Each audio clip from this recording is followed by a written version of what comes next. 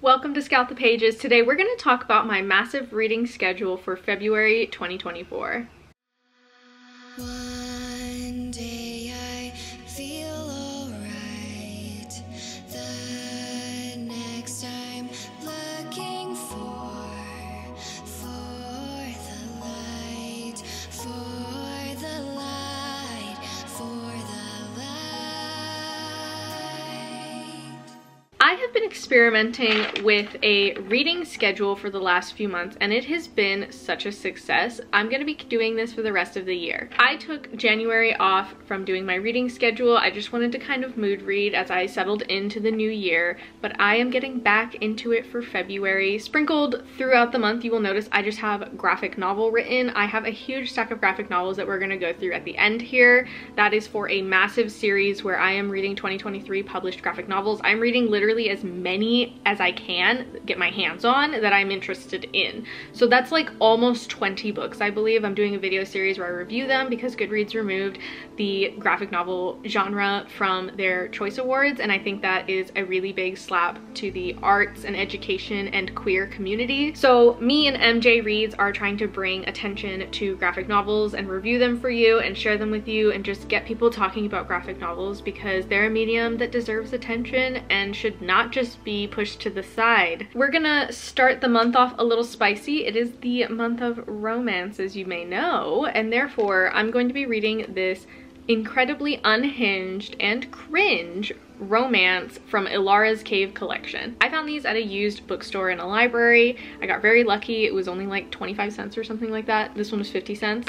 I got a few of them. They're really just a car accident. It's hard to look away. It's hard to stop reading, but it's also horrible. They're horrible. They're painful to read. I'm on chapter 3. I was planning to read this in January, but this turned out to be way more painful than I thought it would be. I'm gonna be posting a video where I just talk about every single chapter of this book and really break it down for you like the Irish Reader does.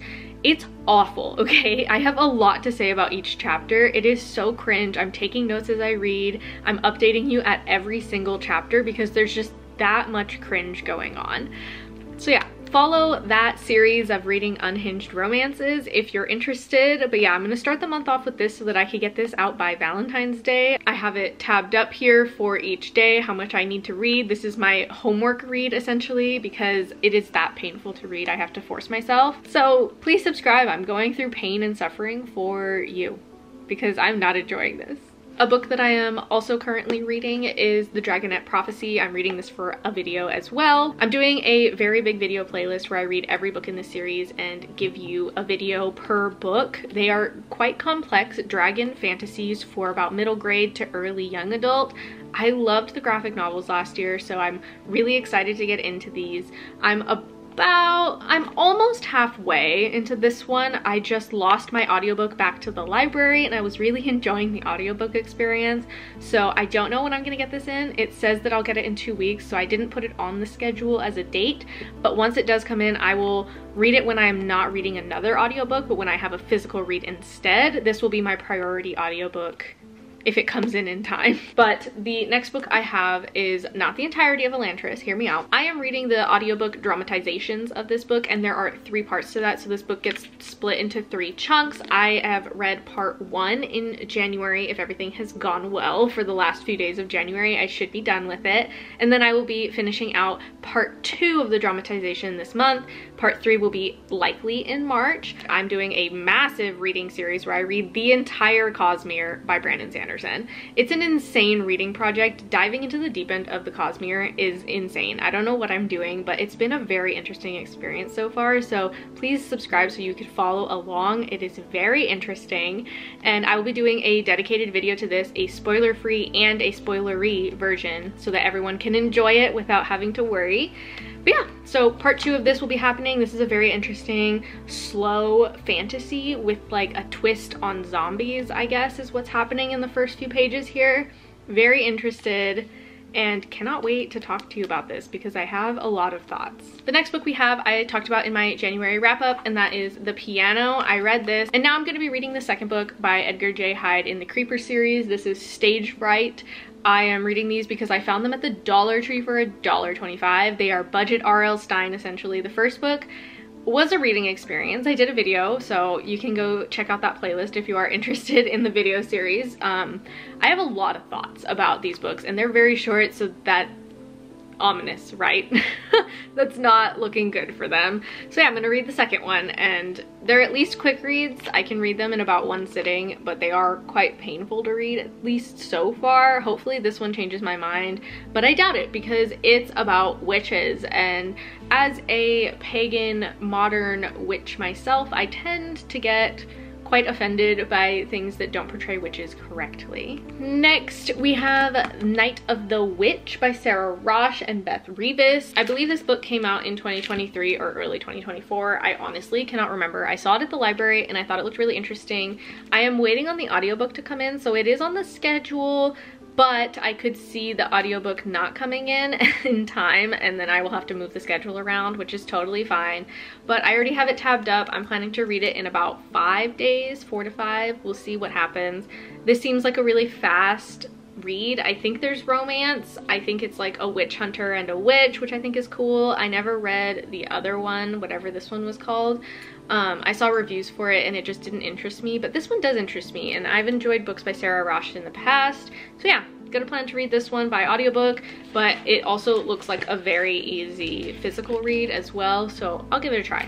And lastly, in 2 weeks, I'm also getting my audiobook in from the library of Iron Widow. I love this author on Instagram. I think she's really funny and I love her personality. So I'm excited to read the book. Finally, I got this so long ago and I've been so interested in it. I just haven't had the audiobook and I just wasn't in the mood for it, I guess. But I'm hoping this month will be the month. There's a love triangle in this, so it's very appropriate. But I didn't put it on the schedule because the audiobook is like shaky. I don't know if I'm gonna get it or not. I think this is like a fantasy, a high fantasy with Phoenix, and there's like a true love triangle, bisexual representation. I think that sounds amazing in my opinion. Now let's get into the graphic novels. I have a very massive stack here, so I am not going to talk about each one. I'm going to put them into 3 categories. The first category is serious, hard-hitting, emotional themes. There's messages. It's kind of serious, and they're usually contemporary or maybe sci-fi. We have Saving Sunshine. This is about 2 Muslim kids, and I think it has something to do with like climate change and animal preservation. I think they like save a sea turtle or something.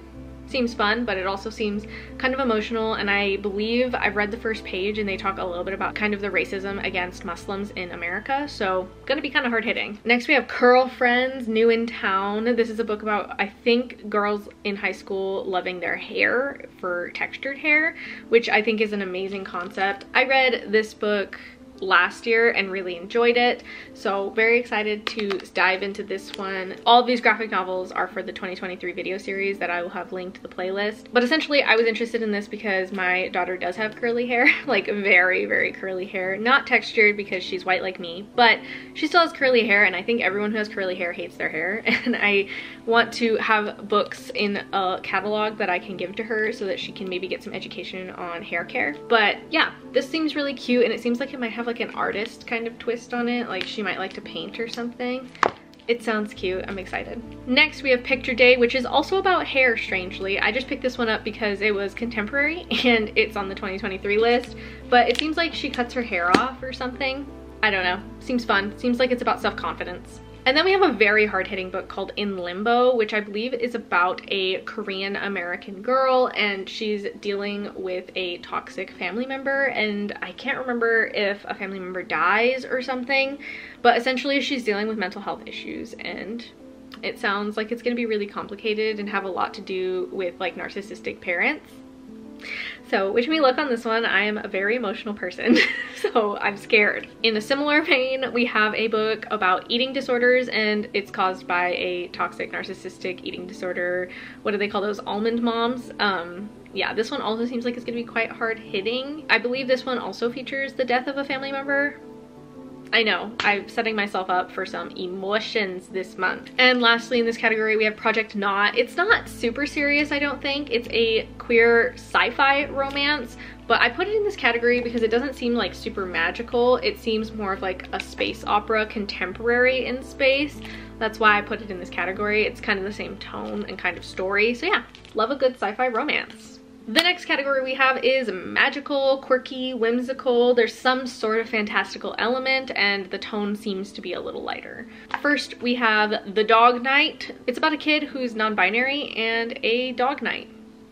That's it. That's all I know. Non-binary kid, a dog knight, whatever that means. We'll figure it out. Next, we have Enlighten Me. This is about a kid who is Vietnamese and discovering their relationship with their gods and their religion. So seems fun. It's got mythology, so I put it in the quirky fun category. And then we have Buzzing. I know that there are D&D characters on the back, so maybe this kid likes D&D or some kind of like fantasy game or something, but seems mildly fantastical at least.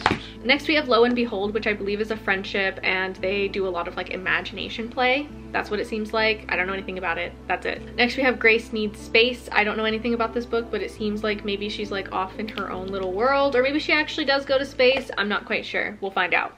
The last category of graphic novels we have are eerie, dark tones, kind of spoopy. You get the vibe. They're a little bit darker and heavier. Not just emotionally heavy, but just dark tones in general. We have The Ghost Book, which seems very interesting. It seems to do a lot with like ghosts. I know, shocking. But yeah, very interested in this one. It seems cute.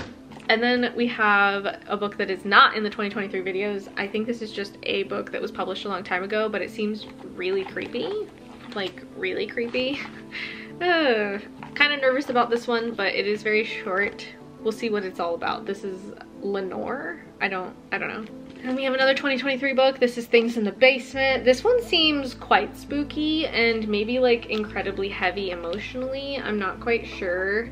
I don't know. I feel like it's gonna be an allegory for something. That kind of scares me. But yeah, this seems kind of dark and scary.